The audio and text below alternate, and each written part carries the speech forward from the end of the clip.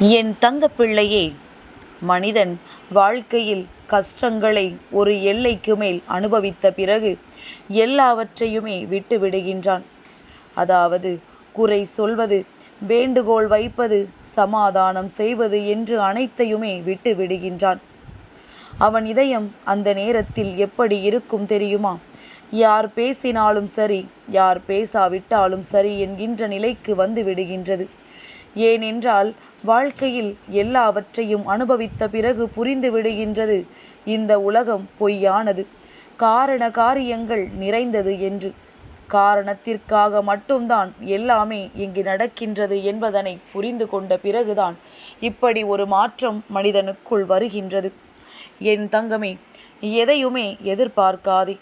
எப்பொழுதும் சிரித்து கொண்டே இரு. யாரையும் எந்த சூழ்நிலையிலும் நம்பிவிடாதே.